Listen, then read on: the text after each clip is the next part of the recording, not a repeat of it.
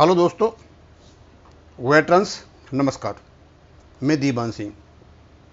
मैं आज आपको बताना चाहूँगा कि जो विकलांग बच्चे होते हैं और ख़ास करके वो जो 25 साल की उम्र पार कर लेते हैं, उनको आश्रित नहीं माना जाता। ऐसा ही एक केस एक विकलांग बच्चे के बारे में, जिसकी आयु 25 वर्ष की हो चुकी थी और ECSH का मैटर है। ये ECSH का CGHS में भी हो सकता है, बैंकों में भी हो सकता है, कहीं से भी हो सकता है। तो इनकी जानकारी होना बहुत ज़रूरी है। इसलिए सामान्य जागरूकता के लिए एक ये लेख लिखा अधिवक्ता जितेंद्र देव, दिल्ली उच्च न्यायालय MFT, दिल्ली उच्च न्यायालय में भी है और आर्मर्ड फोर्सेस ट्रिब्यूनल में है। ये उनका नंबर है। किसी के साथ परेशानी हो सकती है। उन्होंने ये केस लड़ा और लड़ने के बाद जानकारी दी कि आप इसका एक वीडियो बनाएं जिससे कि रिलेटेड लोगों तक ये चीज़ पहुंच सके। और ये जो कुछ भी लड़ा गया कोई है एक्ट आपका विकलांग जन अधिकार अधिनियम 1995 का, उसके अंतर्गत। अब इसमें हुआ क्या कि 25 वर्ष की उम्र के बाद इस बच्चे को ट्रीटमेंट नहीं मिलता है और सब जगह कोशिश की जाती है, ECHS मेडिकल के पास, ECHS के पास और जहां जहां होता है सब जगह, लेकिन कुछ नहीं होता। अंत में इसका केस AFT दिल्ली में डाल दिया जाता है। और उसका क्या निर्णय आता है तो उन्होंने जो लिखा है हिंदी में वही बता देता हूं। ECSH आश्रित पुत्र को 25 वर्ष की आयु के पश्चात चिकित्सा उपचार। अब ये ECHS वाले हैं, आर्मी वाले तो हैं ही, और ये विकलांग जन अधिकार अधिनियम ये तो सब पर ही लागू होता है। तो इसमें ECHS वाले भी हो सकते हैं और इसमें बैंक का तो पॉलिसी ली जाती है। अब उनके क्या नियम है, हो सकता है इसमें विकलांगता अधिकार अधिनियम में उनके वो आते हों सारी चीज़ें। तो यहाँ कहते हैं पूर्व सैनिक कल्याण विभाग के अनुसार ECSH को उन आश्रित पुत्रों का चिकित्सा उपचार 25 वर्ष की आयु के बाद भी जारी रखना आवश्यक है जो कुछ विशेष बीमारियों से पीड़ित हैं और जो विकलांग जन अधिकार अधिनियम 1995 के अंतर्गत आते हैं, परंतु संबंधित आश्रित पुत्र का ECH कार्ड अनब्लॉक नहीं किया गया, जिसके परिणामस्वरूप उसका आगे का उपचार बंद हो गया। उक्त बालक ने जुलाई 2025 में 25 वर्ष की आयु पूर्ण कर ली थी।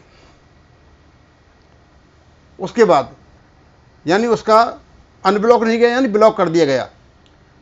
उसकी माता ने पिछले 4 से 5 महीनों में कई बार आवेदन प्रस्तुत किए, 3 बार क्षेत्रीय केंद्र ECHS को, 2 बार MD ECHS को, तो 1 बार जिला सैनिक बोर्ड को।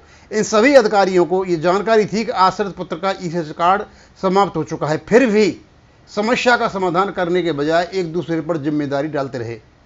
क्षेत्रीय केंद्र ने मामले को MD ECSH को भेज दिया और MD ECHS ने इसे मंत्रालय के अनुमोदन हेतु भेज दिया। वरिष्ठ अधिकारियों का यह दुर्भाग्यपूर्ण लापरवाह आचरण एक शहीद की विधवा को माननीय न्यायालय की शरण लेने के लिए विवश कर दिया। न्यायालय ने मामले को गंभीरता से लेते हुए MD ECSH को नोटिस जारी किया और अंत आश्रित पुत्र को याचिका स्वीकार करते हुए 25 वर्ष की आयु के पश्चात उसके चिकित्सा उपचार को जारी रखने का निर्देश दिया। कृपया उपरोक्त मैसेज को जरूरतमंद व्यक्ति तक पहुंचाने का कृपा करें, जिससे अधिक फौजी भाई इस आदेश का लाभ। अब क्योंकि यह ECHS से संबंधित है तो यहाँ उन्होंने फौजी भाई लिखा, लेकिन यह प्रॉब्लम CGS की भी हो सकती है, क्योंकि जो विकलांग जन अधिकार अधिनियम है वो सब पर लागू होता है एक्ट। अब ये जो कहानी है एग्जीक्यूटिव की, 25 वर्ष की उम्र होने के बाद उसके ECHS कार्ड को ब्लॉक कर दिया गया, यानी अनब्लॉक नहीं गया, ब्लॉक कर दिया गया। ट्रीटमेंट नहीं होगा। अब ट्रीटमेंट नहीं होगा, ये बेचारा कहाँ जाए। और ये विधवा, चलो उसके फादर हो, पेंशन आ रही है तो कोई बात नहीं है, पेंशन आ रही होगी, इनकी माँ की आ रही होगी, कोई जरूरी नहीं है बहुत ज़्यादा। और उसके बाद अल्टीमेटली इनको कोर्ट जाना पड़ा और कोर्ट ने आदेश दिया इसके उपचार के लिए।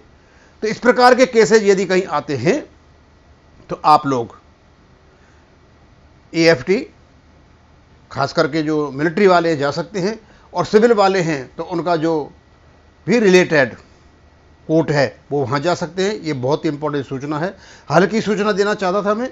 अब यही थोड़ा फैल जाएगी तो लोगों को पता चल जाएगा कि 25 वर्ष के बाद भी यदि उस विकलांग बच्चे का एलिजिबिलिटी विकलांग जन अधिकार अधिनियम 1995 के अंतर्गत आती है तो उनको भी उपचार दिया जाएगा।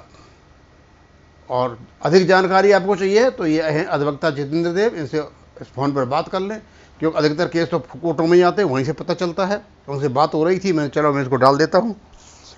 तो बस इतना सा था और मैं अब ख़त्म करूँगा। थैंक यू, धन्यवाद।